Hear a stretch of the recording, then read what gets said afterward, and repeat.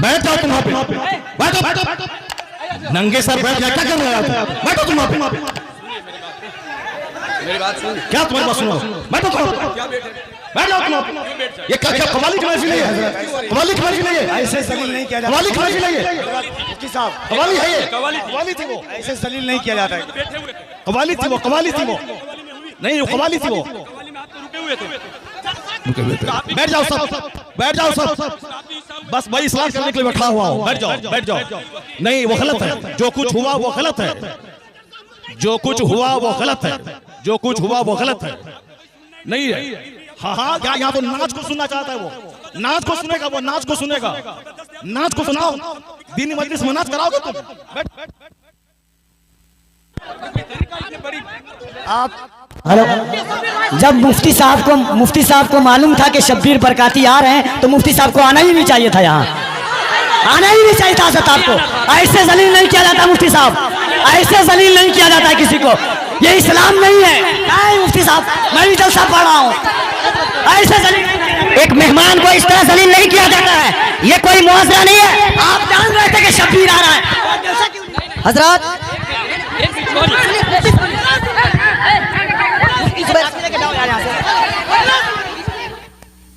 Hello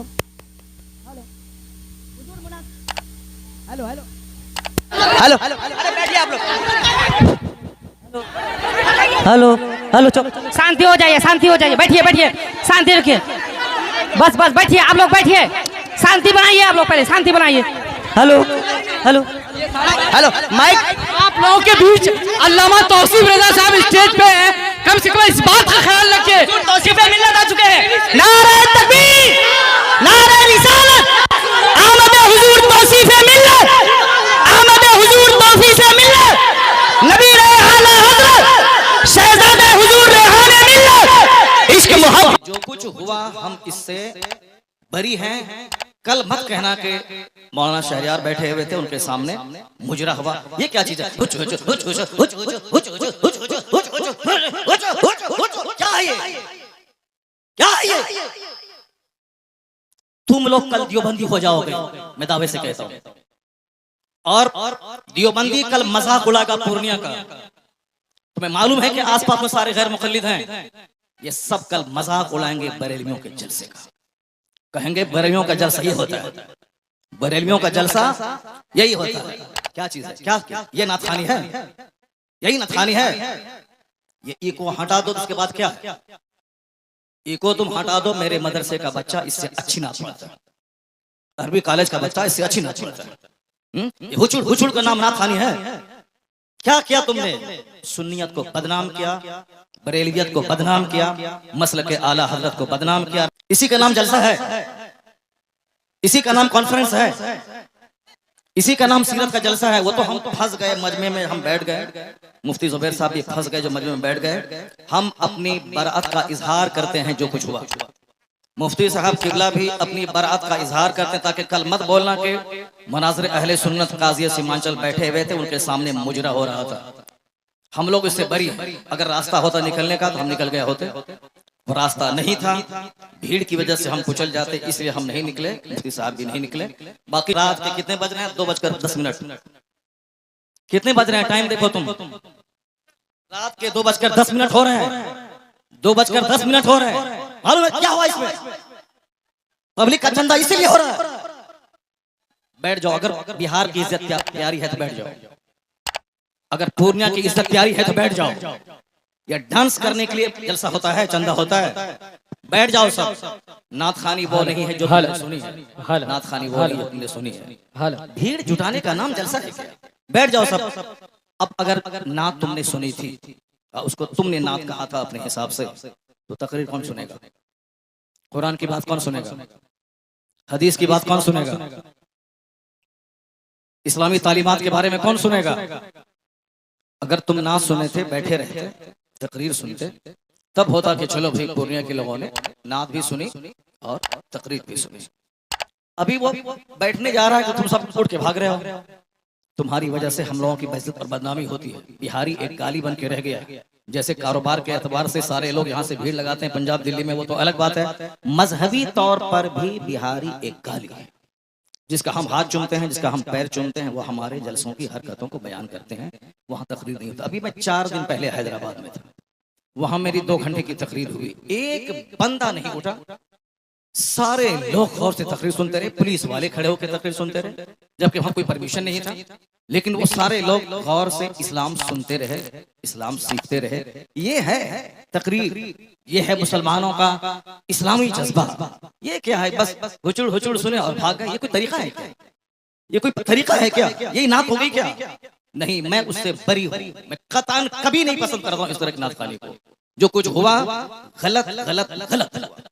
अब अगर जरा भी गैरत मौजूद है तो बैठ करके थोड़ी देर तकरीर सुन लो, कुरान हदीस की बात सुन लो जरा के बाद। और जो सारे लोग जोर से बोले दरूशी पढ़ें, अल्लाहुम्मा सल्ली अला सय्यदना व मौलाना मुहम्मदिन मअदनिल जूद वल करम व आलिहि व बारिक व सल्लिम सलातन व सलामन अलैका या रसूल अल्लाह। इस तरह की मजलिसों से कुरान पाक की तिलावत होती है। कुरान पाक की तिलावत होनी चाहिए 1 घंटा, ताकि मुसलमानों का सीना हिल जाए, इनकी आंखें आंसू बहाएं। यहाँ कुरान पाक की तालीम के लिए मदरसा कायम होता है। मदरसे के जलसे में कुरान पाक की तालीम पे फोकस दिया जाता है। तो हमारे जलसे भी इस्लामिक इन्वायरमेंट में होते हैं। यहाँ मुस्तफा की हदीस सुनाई जाती है। ये बता दे कि तुम लोग यहाँ क्या सुनने के लिए आए थे? ये नंगे सर क्यों आए थे? क्या करने आए थे? सिर्फ शबीर बरकाती को सुनने आए थे? यहाँ जिसके साहब मर्तबे का ये आलम है कि बड़े बड़े उलमा जिनका हाथ चूमते हैं, उनकी कोई इज्जत नहीं है, और तुम साहब एक दुनियादार आदमी की ना सुन रहे हो। तुम्हें मालूम है तुम्हें क्या सब हो रहा है? तकरीर सुनो, हदीस सुनो, और अपने स्टेट और अपने डिस्ट्रिक्ट को बदनाम मत करो। ये जलसा है, कव्वाली की महफिल नहीं है। यहाँ कुरान पाक की तिलावत होती है। आधा घंटा तक कुरान पाक की तिलावत होनी चाहिए। सरकार दो जहां सलाम की हदीस पाक की रिवायत होनी चाहिए। इस्लामी तारीख बयान करनी चाहिए। अब जलसा शुरू हो रहा है, यहाँ से गौर से सुनो। अल्लाह तबारक व तआला हमको और आपको सारे मुसलमानों को जलसे की कद्र करने की तौफीक अता फरमाए। जरा एक बार जोर से बोलो सुभान अल्लाह। हाथ उठा के बोलो ला इलाहा इल्लल्लाह मुहम्मदुर रसूलुल्लाह सल्लल्लाहु अलैहि वसल्लम। कुंतुम खैर उम्मतिन उखरिजत लिन्नास तअमुरूना बिल मारूफ व तनहौना अनिल मुनकर। तुम बेहतरीन उम्मत हो, तुम बेहतरीन उम्मत हो जो लोगों की तरफ भेजे गए हो, और तुम्हारी ड्यूटी है नेक राह पे चलना, नेकी का पैगाम देना, और तुम्हारी ड्यूटी है बुराइयों से रोकना। ज़कात, आपकी खैरात, आपके सदकात का क्या हमने इस्तेमाल किया? वो इसीलिए है साहब, नाते पाक पढ़ना इसीलिए है ताकि हमें मुस्तफा से मोहब्बत है, वरना सिर्फ नाते पाक पढ़ना ही हमारी गर्ज़ो क़ायत नहीं है। हमारा मकसद हयात है अल्लाह की इबादत करना। अल्लाह की इबादतों में क़यामत के दिन ये सवाल ही नहीं होगा कि तुमने नात पढ़ी या नहीं पढ़ी। सबसे पहला सवाल होगा, हुजूर फरमाते हैं इन्ना अव्वल मा युहासबु बिहिल अब्द यौमल क़यामति सलात। क़यामत के दिन सबसे पहला सवाल नमाज का होगा। फातिहा अच्छी चीज है, मगर नमाज उससे बड़ी चीज है। जलसा जुलूस अच्छा काम है, मगर नमाज पढ़ना उससे सबसे बड़ा काम है। मज़ारात की हाजिरी अच्छा काम है, मगर उससे बड़ा काम है नमाज पढ़ना। सरकार आला हजरत का जो मसलक है वो मसलक यही है कि हाँ, नफ्ल को नफ्ल का दर्जा दिया जाए, फर्ज को फर्ज का दर्जा दिया जाए, वाजिब को वाजिब का दर्जा दिया जाए। ऐसा नहीं कि नफ्ल को फर्ज बना दिया जाए, ऐसा नहीं कि साहब जो गैर जरूरी है उसको जरूरी का दर्जा दे दिया जाए। मसलके आला हजरत यही है कि फातिहा नफ्ल है, नफ्ल की हैसियत हो, जुलूस नफ्ल है, जुलूस मोहम्मदी की नफ्ल की हैसियत रहे, और मज़ारात की हाजिरी नफ्ल है, उसकी हैसियत नफ्ल ऑप्शनल की होनी चाहिए। सबसे पहला जो फर्ज आजम है वो नमाज है, फर्ज आजम नमाज है। दूसरा सबसे बड़ा फर्ज व रोजा है। एक फर्ज आजम ज़कात है, एक फर्ज हज है। ये बेसिक चीजें हैं। क़यामत के दिन सवाल नमाज का होगा, क़यामत के दिन सवाल रोजे का होगा, क़यामत के दिन सवाल हज का होगा, क़यामत के दिन सवाल ज़कात का होगा, क़यामत के दिन सवाल अखलाक का होगा, क़यामत के दिन सवाल फराइज़ व वाजिबात का होगा। नवाफिल का सवाल नहीं होगा। अगर नवाफिल फर्ज के साथ मिल जाएं तो फिर उसका दर्जा और बुलंद हो जाएगा। लेकिन फर्ज को छोड़कर नफल बेवजन है, फर्ज को छोड़कर नफल खसो खाशाक की तरह है। तो जो कहता है कि फातिहा हराम है वो मिसगाइड है, जो कहता है कि जुलूस मोहम्मदी हराम है वो गुमराह है, जो कहता है कि औलिया सालिहीन के आस्थाने पे जाना जरूरी नहीं है, फर्ज वाजिब नहीं है, वह जाना गुनाह है, नाजायज है, वो भी गुमराह है। और जो ये कहता है कि सिर्फ नमाज पढ़ें दरगाहों पे जाना नहीं, वो भी मिसगाइड है। और जो ये कहता हो कि सिर्फ फातिहा पढ़ें नमाज जरूरी नहीं है, सिर्फ जलसा करें नमाज जरूरी नहीं है, सिर्फ नात पढ़ें नमाज जरूरी नहीं है, सिर्फ साहब कव्वाली करें नमाज जरूरी नहीं है, वो भी मिसगाइड है। बीच का रास्ता है मसलके एतदाल और मसलके आला हजरत के पहले फर्ज अदा होगा फिर नफल अदा होगा। यहाँ नमाज भी अदा होगी, नियाज भी अदा की जाएगी, नमाज भी पढ़ी जाएगी, मज़ारात पे हाज़री भी होगी, नमाज भी पढ़ी जाएगी, जुलूस मोहम्मदी भी निकाला जाएगा। ये फर्ज और नफल या दोनों मिलकर सीधा रास्ता जन्नतुल फिरदौस लेके जाएगा। नारे तकबीर, नारे रिसालत, यही मसलक के आला हज़रत, इसी का नाम मसलक के अहले सुन्नत व जमात है। कल कोई बदअकीदा ये नहीं बोले कि इतने रुपए बड़ा जलसा हुआ, नमाज की बात नहीं हुई। मैं नमाज की वकालत करता हूं कि नमाज के बगैर जलसा बेवजन है, नमाज के बगैर फातिहा बेवजन है, नमाज के बगैर साहब जुलूस मोहम्मदी बेवजन है। इसलिए कि कोई नफल कबूल नहीं होता। आला हजरत ने लिखा है जब तक के फर्ज न अदा हो। 1 करोड़ रुपए की मस्जिद कोई तामीर करे ये नफल है, और ज़कात का 100 रुपया अगर किसी पे फर्ज है तो वह फर्ज है। आला हजरत फाज़िल बरेलवी लिखते हैं कि जब तक वह ज़कात अदा नहीं होगी कोई नफल खैरात काबिल कबूल नहीं होगा। इसका मतलब ये निकला कि जलसा नहीं होगा, ऐसा नहीं है, जलसा भी होगा, नमाज पहले होगी जलसा बाद में होगा, नमाज पहले होगी फातिहा बाद में होगी, नमाज पहले होगी नात बाद में पढ़ी जाएगी। आला हजरत से किसी ने पूछा था हुजूर रमजान में तरावी की नमाज सुनाता हूँ, पढ़ाता हूँ, तरावी पढ़ाता हूँ, और रमजान में रोजे रखता हूँ, कुरान शरीफ की तिलावत करनी पड़ती है, क्या मैं रोजा छोड़ सकता हूँ? आला हजरत ने कितना अच्छा जवाब दिया। कहा बहुत सारे लोग हैं जो रोजा भी रखते हैं और कुरान पाक भी सुनाते हैं। अलबत्ता रही बात कि जो कुरान रोजा रख कर कुरान नहीं सुना सकता है उसको मालूम होना चाहिए कि तरावी की नमाज फर्ज नहीं है, तरावी की नमाज वाजिब भी वित्र की तरह नहीं है, तरावी की नमाज सुन्नत मुअक्कदा है। अगर किसी ने पढ़ा तो फर्ज छोड़ने के बराबर, किसी ने नहीं पढ़ा फर्ज छोड़ने के बराबर गुनाह नहीं होगा। जमात से नमाज पढ़ना ये क्या है, मुअक्कदा अल किफाया है। अगर जमात मस्जिद में तरावी की हो गई और फिर सारे लोग अपने घर में कुछ लोग पढ़ लिए, घर में पढ़ने वाला मुजरिम नहीं होगा। लेकिन अगर जोहर की जमात छोड़ दिया वह मुजरिम होगा। कहते हैं कि जो चीज फर्ज है रोजा उसको छोड़कर ये तरावी की बात कर रहा है। बेहतर यही है कि वह तरावी अगर नहीं सुना सकता है अलम तरा कैफा से लेके कुल बिरब्बिन नास तक, इसको पढ़ के अपनी तरावी पढ़ ले मगर रोजा ना छोड़े, क्योंकि रोजा फर्ज है, तरावी की नमाज सुन्नत है। ये फर्ज को फर्ज समझा जाए, नफल को नफल समझा जाए, जुनून और मजनू बन के ये न बताया जाए जलसे और जुलूस और अपने आलिमों की तौहीन नहीं की जाए। हमारी सबसे बड़ी विडंबना यही है कि हम लोग गैर जरूरी को जरूरी समझते हैं। अल्लाह पर विश्वास करें, अल्लाह रब्बुल इज्जत ही इज्जत देने वाला, वही बंदों को जलील करने वाला, वही मदरसों को तरक्की देने वाला, वही लोगों के दिलों में अल्लाह ही मोहब्बत डालने वाला है। बेशुमार लोगों ने बड़े बड़े जलसे किए, मदरसे में तालीम नहीं हुई, वह मदरसा उजड़ गया। मैंने मुख्तसर सी जिंदगी में इसको देखा है। लेकिन जिन लोगों ने मेहनतें की, 5 साल के बाद जलसा किया, और अगर अच्छे अच्छे आलिम, अच्छे हुफ्फाज उन्होंने दिया, उसके पास बच्चों के रखने की जगह नहीं है, इतने बच्चे हैं कि वो रख नहीं सकता है। असल क्वालिटी इल्म की है, असल क्वालिटी है आप बच्चों को अच्छी तालीम दीजिए, एजुकेशन दीजिए, न कि बहुत बड़ी भीड़ भाड़ जुटा करके और अपने मदरसे को फरोग दिए। मदरसा फरोग पाता है इल्म से।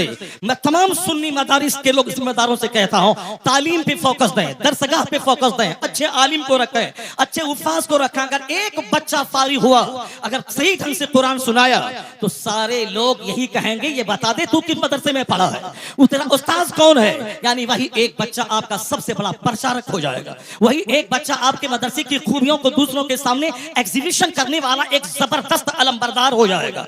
आपने 10 बच्चों को आपने निकाल दिया और क्वालिटी उसमें नहीं है, वह जहां भी जाएंगे मदरसों को बदनाम करेंगे कि किस उस्ताद ने तुझको पढ़ाया है, किस मदरसे में तुमने पढ़ाया है। क्वालिटी पे जोर देना। बस आखिरी बात सुन ले, अभी मुसलमानों के चेहरे पे खवाइयां उड़ रही है कि हमारा मुस्तकबिल कैसा है, हमारा फ्यूचर कैसा है, हमारा आने वाला दिन कैसा है। आपको मैं यकीन दिलाता हूं कि इस्लाम का आने वाला दिन इतना सुनहरा है कि कोई दिन ऐसा नहीं गुजरता जिस दिन कोई पढ़ा लिखा आदमी कलमा पढ़ के मुस्तफा का गुलाम न बनता हो। कोई दिन ऐसा नहीं गुजरता जिस दिन अमेरिका जैसे हाईली क्वालिफाइड और तरक्की याफ्ता मुल्क का कोई एक दानिश्वर कलमा पढ़ के मोमिन न होता हो। या जोश में ये बातें नहीं बोली जाती हैं, बल्कि ये बातें दलाइल और प्रूफ के साथ की जाती हैं। आप अगर पढ़े लिखे आदमी हैं, हमारे बच्चे स्कूल कॉलेज में पढ़ते हैं, मैं उन बच्चों को कहता हूं, एक नाम आपने सुना होगा जॉन डी रॉकफेलर का। हमारे शेख बैठे हुए हैं, शेख का दौरा लंदन होता है, हमारे हजरत का दौरा अमेरिका होता है, हमारे हजरत का दौरा अफ्रीका होता है। वह सारी दुनिया के हालात से बाखबर है। मैं अपने शेख को कहता हूं कि जॉन डी रॉकफेलर वह दुनिया का सबसे पहला अरबपति, आज की तारीख में बेशुमार अरबपति हैं, टाटा, बिरला, जिंदल, मित्तल, अडानी, अंबानी, ये सारे के सारे अरबपति हैं। लेकिन जॉन डी रॉकफेलर वह दुनिया का सबसे पहला अमेरिका का अरबपति, बिलियनियर यानी अरबपति, जिनके पास खरबों की दौलत थी। 53 साल की उम्र में वो खरबपति बीमार हो गया। बीमार होने के बाद अब उनको लगा कि अब जैसे कि मैं मर जाऊंगा, जब मर ही जाऊंगा। अक्सर आजकल ये डिप्रेशन का मर्ज बढ़ रहा है, औरतों में भी और मर्दों में भी। औरतें भी कहती हैं कि अब मुझको ऐसा लगता है कि मैं मर जाऊंगी, मर्द भी कहते हैं कि थोड़ा सा बीमार हुआ, बुखार हुआ और लगता है कि जैसे कि अब मैं मर जाऊंगा। ये मरने की बात है, तो अब ठीक है, अच्छी बात है, मैं मर जाऊंगा, लेकिन मरने के बाद जहां जाऊंगा वहां के लिए तो काम बढ़ा देना चाहिए, वहां की इबादत बढ़ा देनी चाहिए। सिर्फ खौफ है कि मेरे बच्चों का क्या होगा, मेरी बच्ची का क्या होगा। नहीं, अक्लमंद वो है जिसको लगे कि अब मैं मर जाऊंगा तो उसको इबादत बढ़ा देनी चाहिए, सजदा बढ़ा देनी चाहिए, तिलावत बढ़ा देनी चाहिए, गुनाहों से सच्ची तौबा बढ़ा देनी चाहिए। ये होना चाहिए ना कि साहब बाल बच्चों के खौफ में मौत से घबराना चाहिए। वमन यतवक्कल अलल्लाहि फहुव हस्बुह, जो अल्लाह पे भरोसा करता है अल्लाह उसके लिए काफी होता है। कुरान में आया है ला तक़तुलू औलादकुम खश्यता इमलाक, गरीबी के डर से बच्चों को कत्ल मत करो, मैं तुझे भी रोजी देता हूं, तेरे बच्चों को भी रोजी दूंगा। रोजी देने वाला अल्लाह है। वो अमेरिका का खरबपति, उसने सोचा कि अब जब मुझको मर ही जाना है तो अब क्यों नहीं सदका तो खैरात करके मैं मरूं। अपनी दौलत का एक बड़ा पार्ट मेडिकल एक्सपर्ट के खर्च पे उन्होंने डोनेट किया कि नई नई बीमारियां और उसके इलाज और ट्रीटमेंट दरियाफ्त करने के पीछे मेरी दौलत का एक बड़ा हिस्सा खर्च होगा। उन्होंने एक स्कूल बनवाया, गरीबों, मिस्किनों, माजूरों, बेवाओं के बच्चे स्कूल में पढ़ेंगे, फ्री तालीम। उन्होंने एक बहुत बड़ा हिस्सा अपनी दौलत का हॉस्पिटल पे वक्फ किया, यहाँ गरीबों, मिस्किनों, माजूरों, कम पैसे वालों का इलाज होगा। यानी अपने पैसे को गरीबों के लिए, सोशल वेलफेयर के लिए, चैरिटी के लिए उन्होंने दरवाजा खोल दिया। उसको ऐसा महसूस हुआ 2-3 महीने के बाद कि अंदर से उसका कैंसर का जख्म हल्का हो रहा है। ये द टाइम्स ऑफ इंडिया जो हिंदुस्तान का अंग्रेजी अखबार है, हमारे बच्चे तो एमए करने के बाद भी एक जुमला अंग्रेजी नहीं बोलते हैं। जिसको होना था डीएम वो चपरासी की भी नहीं बन पाए, जिनको होना था साइंटिस्ट वो गली कूचे का दिल फेंक आशिक बन गया। अमेरिका का यहूदी 1-1 मिनट का सही इस्तेमाल करके दुनिया को माइक्रोफोन दे, दुनिया को हवाई जहाज दे, और हमारे वो बच्चे जिसके पास थी मेरिट डीएम बनने की, वो सिर्फ मोबाइल चला चला करके वो बच्चे हमारे गली कूचे के दिल फेंक आशिक बन गए, किसी काबिल नहीं रहे। एक बच्चा हिंदुस्तान का अगर आईएएस ऑफिसर बनता है तो 40 करोड़ मुसलमानों का कलेजा ठंडा हो जाता है। वो कमा के अपने बाप को देगा, मगर नाम पूरी मुस्लिम सोसाइटी का होता है। हमारी मेजॉरिटी हमारे नौजवानों की मोबाइल चला चला के डीएम तो नहीं बनी, अलबत्ता अपनी जवानी में आग लगा दी, अपनी सोच और फिक्र में आग लगा दी, अपनी अपनी अपनी सेहत को तबाह बर्बाद कर दिया, अपने खानदान की नाक मिट्टी में मिला दी। मोबाइल का इस्तेमाल जरूरतन हो, 24 घंटे उसमें घुस के न रहे। टॉयलेट का इस्तेमाल जरूरत हो, 24 घंटे टॉयलेट में घुसने वाला तबाह बर्बाद हो जाएगा, सेहत खत्म हो जाएगी। यहूदी 1-1 मिनट को कीमती समझते हैं, तो जलील कौम दुनिया में सबसे मालदार कौम है। जबकि नमाजों की पाबंदी हमें वक्त की कदर सिखाती है, जबकि सहर और इफ्तार का सिस्टम वक्त की कदर सिखाता है, जबकि ज़कात का मैनेज हमें 1-1 मिनट को कीमती समझने का पैगाम देता है। 1 मिनट पहले दाना हलाल, 1 मिनट के बाद दाना हराम, ये हमें पंक्चुअलिटी सिखाता है। मगर अक्ल रहे तब न इन बातों पे हम गौर करें। हमारे पास तो गुस्सा बहुत ज्यादा है, हमारे पास जज्बात बहुत ज्यादा है, हमारे पास सब छोटी फिक्र की वजह से हम जो लायक थे उस लायक नहीं बन पाए। अमेरिका का खरबपति, उन्होंने दौलतों का एक बड़ा हिस्सा स्कूल पे, हॉस्पिटल पे, गरीबों के राशन के किट पे और मेडिकल एक्सपर्ट की टीम बैठा के, ताकि नई बीमारियों का इलाज खोज करने के लिए वह टीम खास रहे। उनको ऐसा लगा जब से वह चैरिटी सदका तो खैरात का काम शुरू किया, अंदर से उसके बदन का जो कैंसर था उसका मर्ज दूर होने लगा। 4 महीने के बाद उन्होंने टेस्ट करवाया, उसके अंदर का कैंसर खत्म हो चुका था। अब वो शख्स दुनिया वालों को बताया कि दुनिया वाला गवाह रहे, दुनिया वाला गवाह रहे कि चैरिटी से बीमारी का इलाज होता है, सदका से बीमारी का इलाज होता है, खैरात से बीमारी का इलाज होता है। उन्होंने कहा खैरात से बीमारी का इलाज, बीमारी के इलाज के जितने तरीके हैं उसमें सबसे बड़ा तरीका यह भी है कि चैरिटी और खैरात से बीमारियों का इलाज होता है। सदका तो खैरात से मरीज सेहतमंद होते हैं, सदका तो खैरात से मरीज सेहतयाब होते हैं, सदका तो खैरात से मरीज सेहतयाब होते हैं।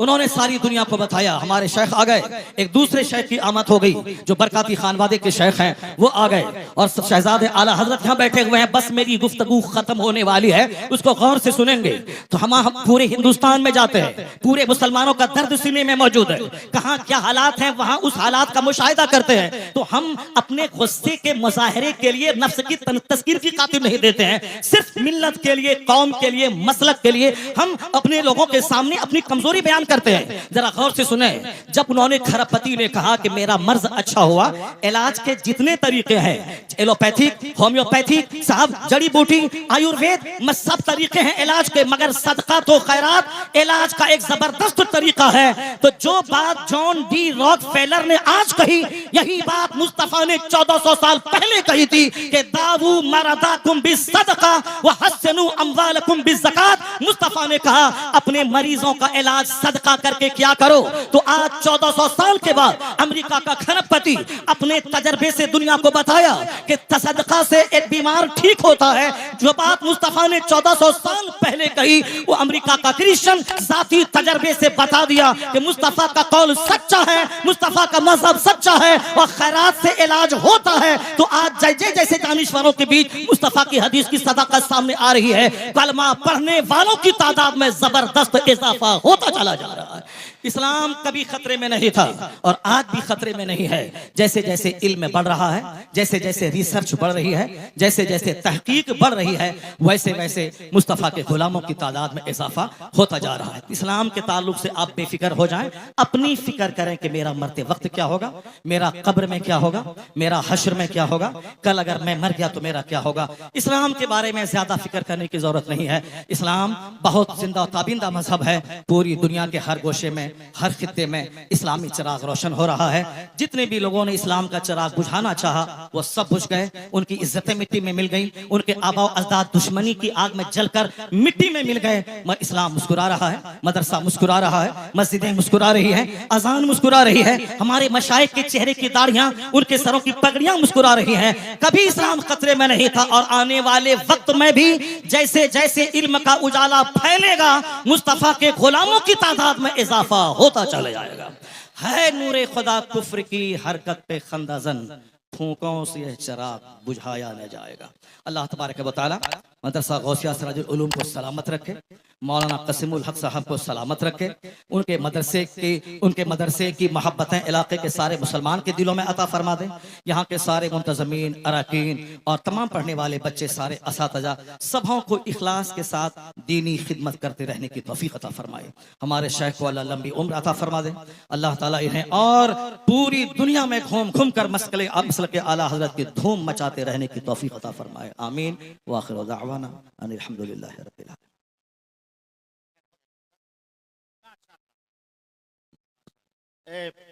मौलाना ने सजाया बड़ी मेहनत और काबिश से। इस जलसे का क्या होगा, आप हजरात इलाके के हैं, अपने इलाके की इज्जत का आप ख्याल कीजिए। और ये मामलात जो हैं पहले के और थे, अब एक मिनट में पूरी दुनिया में बात पहुंच जाती है। इसलिए मैं आपसे गुजारिश करूंगा कि आपके इलाके के बहुत बड़े आलिम दीन मौलाना शहरयार रजा साहब बहुत बड़े आलिम दीन हैं और नात सुनना इबादत, नात लिखना इबादत, नात पढ़ना इबादत। लेकिन मुझे आप बताइए कि जब तक के उलमा की तकरीरें आप नहीं सुनेंगे तो ये कौन बताएगा कि नात सुनना इबादत है, नात पढ़ना इबादत है, नात लिखना इबादत है। उलमा की तकरीरें से ईमान सलामत होगा, अकीदा महफूज होगा। तो उलमा की तकरीर सुनना पहले, नात सुनना ये बाद में। नात भी पढ़ी जाएगी और तकरीर भी की जाएगी। आप लोग बड़े इत्मीनान के साथ तशरीफ रखें। हजरत मौलाना शहरयार रजा साहब का खिताब नायाब दस्तयाब होगा इंशाअल्लाह। बैठ जाएं सारे लोग, बैठ जाएं। हुजूर पीर तरीक़त अल्लामा मौलाना तौसीफ रज़ा खान साहब क़िबला मदजुल अली नबी आला हज़रत, ये आला हज़रत के शहज़ादे हैं। इन्होंने यहाँ आने के बाद आपको नसीहत की कि नात खानी भी हो मगर तकरीर सबसे पहले होनी चाहिए। मैंने आपकी इन अदाओं की वजह से मुझको नाराज़गी हुई, क्योंकि तकरीर ना सुनने के बाद सारे लोग एक बैग खड़े हो गए। ये जलसे की तौहीन है, हमारे इलाके की तौहीन है। इसलिए यह जलसा है, सीरत की महफिल है, इस्लाह ईमानो अमल कॉन्फ्रेंस है। अब जरा थोड़ी देर मेरी गुफ्तगू सुने, उसके बाद दस्तारबंदी का मंजर होगा और हुजूर पीर तरीक़त का खिताब नायाब होगा। अल्लाह तबारक व तआला हमारे इलाके के सारे मुसलमानों को अपने उलमा की कद्र करने की तौफीक अता फरमाए। मैंने कहा था ना कि हमारी बेइज्जती होती है, हमारी तौहीन होती है, हमारे जलसे का वक़ार मजरू होता है। हम लोग चारों तरफ से घिरे हुए हैं बदअक़ीदों के बीच में। हमारा कल मजाक उड़ाया जाएगा, हमारे जलसे का मजाक उड़ाया जाता है। तो हमें सिर्फ आपकी इन अदाओं की वजह से तकलीफ होती है कि मैंने कहा ना कि जिस तरह आपने नात सुनी थी उसी तरह बैठ के आप 1 घंटे की तकरीर सुन लेते, ताकि पूरे हिंदुस्तान के लोग जानते कि वहाँ नात भी सुनी जाती है और तकरीर भी होती है। अब जरा गौर से सुनिए, हमारे ताल्लुक से कुरान शरीफ में कहा गया है कि कुंतुम खैर उम्मा, तुम बेहतरीन उम्मत हो, लोगों की तरफ भेजे गए हो। तुम्हारी ड्यूटी है खुद नेक बनना, दूसरों को नेक बनाना। तुम्हारी ड्यूटी है खुद बुराइयों से बचना, दूसरों को बुराइयों से बचाना। ये हमारी क्वालिटीज को कुरान शरीफ में बयान किया गया है कि you are the best community, तुम बेहतरीन उम्मत हो। अब बेहतरीन क्यों हो? इसीलिए हो कि तुम्हारा काम ही है नेक बनना, दूसरों को नेकी का पैगाम देना। तुम्हारी जिम्मेदारी है खुद बुराई से बचना और दूसरों को बुराई से बचाना। दूसरे लोग खाने पीने पैदा हुए हैं, दूसरे लोग मौज मस्ती करने पैदा हुए, दूसरे लोग शराब पिए, बदकारी करें, सूद खाएं, उससे क्या मतलब है? उसको मरने के बाद हिसाब किताब का कोई खौफ ही नहीं है। ये सारी बातें हम मुसलमानों को सोचना है। सरकार दो जहां की हदीस है कि ला तज़ूलु क़दमा अब्दिन हत्ता युसअल अन अर्बईन। आका फरमाते हैं कि क़यामत के दिन बंदे का पांव अपनी जगह से 1 इंच नहीं हटेगा, 1 इंच नहीं हटेगा जब तक के 4 चीजों का उससे सवाल न हो जाए। जब तक के 4 चीजों का उससे सवाल न हो जाए। सबसे पहला सवाल होगा अन उमरिही फीमा अफना, यानी अपनी ये कीमती जिंदगी तुमने किस काम में गुजारी। ये तो हर मुसलमान को समझना होगा कि हम अपना बहुमूल्य जीवन सर से लेके पांव तक महासंख्यों रुपए से ज्यादा कीमती पार्ट्स अल्लाह ने दिए। जो लोग गूंगे हैं, बात नहीं कर सकते, उनको देखने के बाद अपनी जबान की अहमियत समझें। जो लोग अंधे हैं, देख नहीं सकते, उनको देखने के बाद अपनी आंख की अहमियत समझें। जो लोग पागल हैं, समझ नहीं सकते, उनको देखने के बाद अपनी अक्ल की अहमियत समझें। जिसके पास हाथ नहीं है वह लूल्हे को देखकर अपने हाथ की अहमियत समझें। जो लोग लंगड़े हैं, जो चल नहीं सकते, उनको देखने के बाद अपने पांव की अहमियत समझें। जो अरबों में खेलने वाले 2 रोटी खा के पचा नहीं सकते, उनको देखकर 10 रोटी खाने के बाद पचाने की जो मशीन अल्लाह ने पेट की शक्ल में दी है, उसका महत्व समझें। हुजूर फरमाते हैं क़यामत के दिन इन सारी नेमतों के बारे में सवाल होगा। तुमने अपने पांव का कैसा इस्तेमाल किया, तुमने अपनी जबान का कैसा इस्तेमाल किया, तुमने अपने हाथ का कैसा इस्तेमाल किया, तुमने अपनी आंख का कैसा इस्तेमाल किया। सारी जिंदगी के बारे में सवाल होगा। नाच तमाशे में जिंदगी गुजारी या कुरान की तिलावत में गुजारी? तुमने सिर्फ वक्ती लज्जत की खातिर तुमने इंजॉय किया या तुमने रात में तहज्जुद के वक्त उठ के अल्लाह के खौफ से आंसू बहाया? ये सवाल होगा सारी नेमतों के बारे में। यह कीमती जिंदगी किस काम में गुजारी?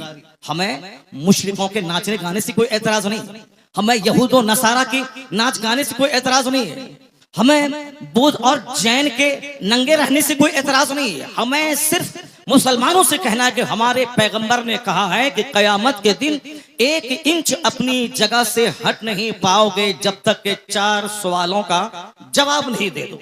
हर मुसलमान के बच्चों को यह हदीस याद होनी चाहिए, हर मुसलमान के घर में यह हदीस लिखी होनी चाहिए, हर मदरसे की दीवारों में इस हदीस से पाक को लिखा जाना चाहिए, हर मस्जिद में इस हदीस से पाक को लिखा जाना चाहिए, ताकि सारे लोग अपनी रिस्पॉन्सिबिलिटीज को समझें कि क़यामत के दिन क्या होगा। पहला उमर ही फीमा अफना, जिंदगी के बारे में, जिंदगी किस काम में गुजारी। दूसरा सवाल होगा अन शबाब ही, जवानी के बारे में कि तुमने जवानी किस काम में गुजारी। जवानी दीवानी होती है। जवानी में लोग कहते हैं कि चलो कुछ भी करो, बुढ़ापे में तो नेक बन ही जाना है। जबकि बुढ़ापे में 90% लोग नेक नहीं बनते, अलबत्ता बीमार बनकर वो अपनी जिंदगी के आखिरी अयाम को भी तबाह बर्बाद करते हैं। हुजूर फरमाते हैं कि तुम जवानी किस काम में गुजारी, इसका सवाल होगा।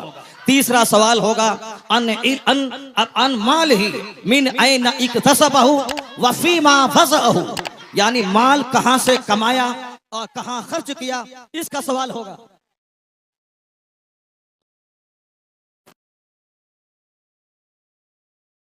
चलो।